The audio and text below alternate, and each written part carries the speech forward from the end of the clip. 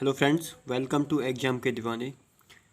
हम आपके लिए लेकर आए हैं मैथ्स के कुछ इम्पोर्टेंट क्वेश्चंस जो आपके लिए बहुत ही महत्वपूर्ण साबित होने वाले हैं। तो देखते हैं आज का पहला क्वेश्चन। आज का पहला क्वेश्चन है, यदि एक बस किसी भी स्थान पर ना रुके तो वह 1 घंटे में 45 किलोमीटर तय करती है। यानी यहाँ पे दूरी होगा 45 किलोमीटर की दूरी तय कर पाती है। और यदि वह सभी स्थानों पर रुके तो वह 1 घंटे में 36 किलोमीटर दूरी तय कर पाती है। 1 घंटे में बस कितने मिनट रुकती है? देखने में क्वेश्चन थोड़ा टफ लग रहा होगा, लेकिन असल में क्वेश्चन बहुत ही आसान है, एकदम हलवा टाइप। क्वेश्चन कह रहा है कोई बस है जो अगर कोई किसी स्थान पर ना रुके तो 1 घंटे में 45 किलोमीटर तय करती है। अगर वो सभी स्थानों पर रुक कर चले तो 1 घंटे में 36 किलोमीटर तय करती है। तो क्वेश्चन पूछ रहा है 1 घंटे में कितने मिनट रुकती है। तो 45 वो बिना रुके चल रही है और 36 चल रही है रुककर। इन दोनों का अंतर कितना है? इन दोनों का अंतर कितना है? तो अंतर इनका 9। ये 9 किलोमीटर कितने पर अंतर है? यानी कि 45 पर, बिना रुकने वाले पर। 9 का अंतर 45 पर है। तो 9/45 गुणा, इसमें पूछा है मिनट में, कितने मिनट में। तो 1 घंटे में कितने मिनट होते हैं? तो 1 घंटे में होते हैं 60 मिनट। 1 घंटे में होते हैं 60 मिनट। तो बस आ गया आपका आंसर। 9 से 9 पंजे 45 और 5 से ये 12, और यही हमारा आंसर होगा। यानी कि बस अगर रुक रुक कर चले तो 1 घंटे में वह 12 मिनट रुकेगी। ठीक है, ऑप्शन सी यहाँ पे हमारा सही हो जाता है। उम्मीद है समझ आया होगा। ठीक है, अब अगला क्वेश्चन देखते हैं। किसी आयत की लंबाई तथा चौड़ाई का अनुपात 5:6 है तथा इसका क्षेत्रफल 6750 सेंटीमीटर स्क्वायर है। आयत की लंबाई तथा क्षेत्रफल का अनुपात हमसे पूछा गया है। तो करते हैं, हम मानते हैं लंबाई 5x और जी चौड़ाई है क्या, कितनी 6x गुणा, क्यों? क्योंकि लंबाई गुणा चौड़ाई होता है क्षेत्रफल। आयत की लंबाई गुणा चौड़ाई बराबर होता है क्षेत्रफल के। तो ये हो गई लंबाई और ये हो गई चौड़ाई। ठीक है, तो करते हैं। तो 5 और 6 कब होगा? तो ये हो जाएगा 30x स्क्वायर। 30x स्क्वायर, ये 5 छिंगे 30x स्क्वायर। 30x स्क्वायर यानी कि ये आ गया इसका क्षेत्रफल। लेकिन क्षेत्रफल हमको असल में दिया गया है 6750। कितना? 6750। तो करते हैं, 0 से 0 काटेंगे, ये एक्स स्क्वायर बराबर काटेंगे 3 दूनी 6, 3 दूनी 6, 15 तो 5 के 15, यानी कि एक्स स्क्वायर बराबर 225। तो 225 किसका वर्ग है? तो एक्स बराबर आएगा 15। एक्स बराबर 15 हमारा यहाँ पे आ गया। तो हमसे पूछा है आयत की लंबाई तथा क्षेत्रफल का अनुपात। तो आयत की लंबाई निकालते हैं। तो आयत की लंबाई क्या होगी? एक्स जगह पे 15 रखते हैं, तो 15 गुणा 5 यानी कि 75 होगी आयत की लंबाई। अब अनुपात पूछा है और क्षेत्रफल का। तो क्षेत्रफल कितना दे रखा है? 6750। ठीक है, लंबाई 75 और क्षेत्रफल 6750। ठीक है, तो करते हैं 15 से 15 पंजे 75, और फिर 15 से काटेंगे, 15 चौके 60, 7 बचा, और 15 पंजे 75, ठीक है 0। अब 5 से 5 एक 5 है, 5 निम्मा 45, यानी कि 1:90 यहाँ पे हमारा सही आ जाएगा। ये क्या हो गई? ये लंबाई और ये क्षेत्रफल।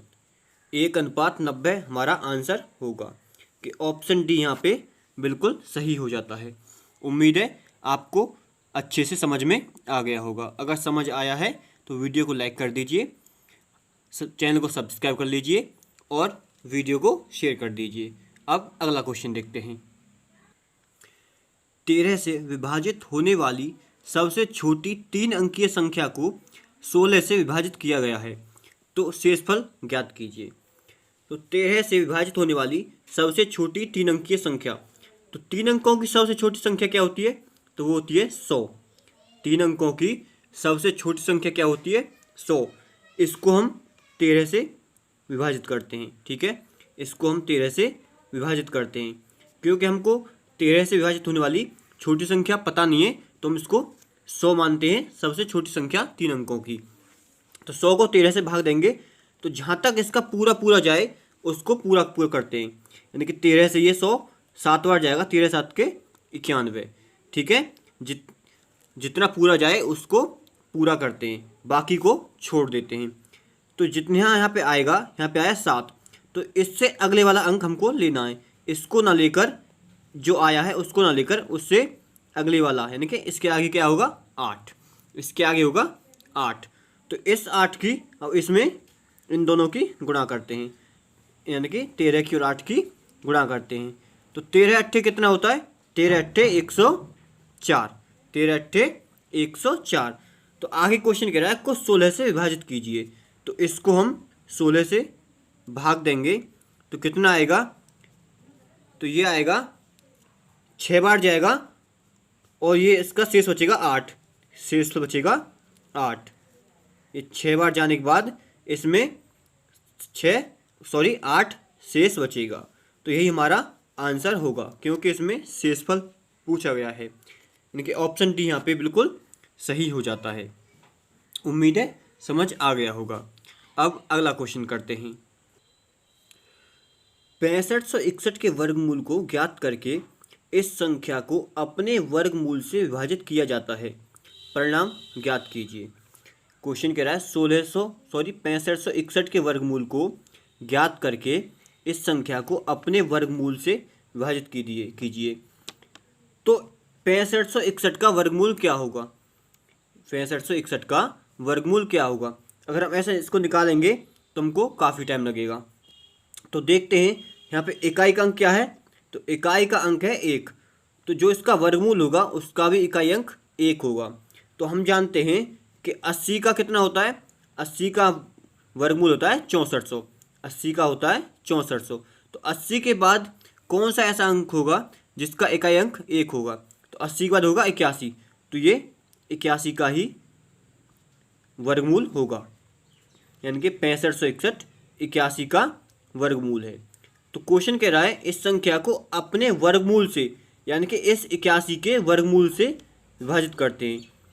81 का वर्गमूल क्या होगा? 9, ठीक है। इसका वर्गमूल 81 और 81 का वर्गमूल 9, 9 से विभाजित करेंगे तो 9 निम 81, परिणाम पूछा है और यही हमारा परिणाम होगा, कि ऑप्शन बी यहाँ पे हमारा सही हो जाता है।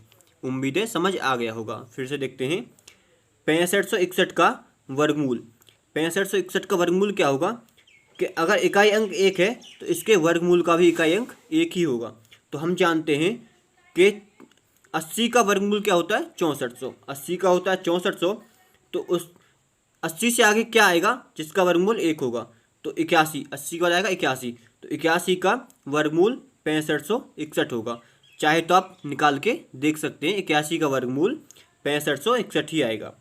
तो 6561 का वर्गमूल 81, 81 का वर्गमूल 9 और 9 से भाग देंगे तो ये 9 हमारा आंसर आ गया।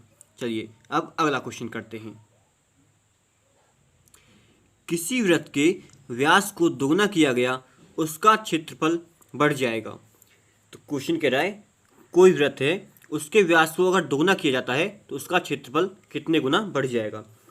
तो इसमें क्या करते हैं, अगर हम वृत्त के व्यास को दोगुना करेंगे तो व्यास दोगुना होगा तो इसकी त्रिज्या भी दोगुनी होगी, ठीक है। अगर व्यास दोगुना होगा तो इसकी त्रिज्या भी दोगुनी होगी, और त्रिज्या दोगुनी होगी तो क्षेत्रफल इसका 4 गुना होगा, क्षेत्रफल इसका 4 गुना होगा, और यही हमारा आंसर होगा। कैसे? अगर हम किसी वृत्त के व्यास को दोगुना करेंगे तो उसकी त्रिज्या दोगुनी होगी, और त्रिज्या दोगुनी होगी तो उसका क्षेत्रफल 4 गुना हो जाएगा। उम्मीद है समझ आ गया होगा, ठीक है। अब अगला क्वेश्चन देखते हैं। एक संख्या पहले 20% कम कर दी जाती है और फिर कम की गई संख्या को 20% बढ़ा दिया जाता है। तो इस तरह प्राप्त संख्या आरंभिक संख्या से 20 कम है, तो आरंभिक संख्या ज्ञात कीजिए। ठीक है, देखते हैं।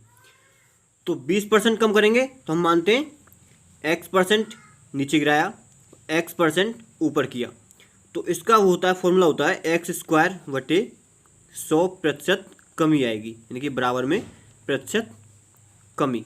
तो x क्या है यहाँ पे, तो x हमारा ये 20, तो 20 गुणा 20 बटे 100, 2 जीरो से 2 जीरो कट जाएंगी, तो ये आ जाएगी 4%।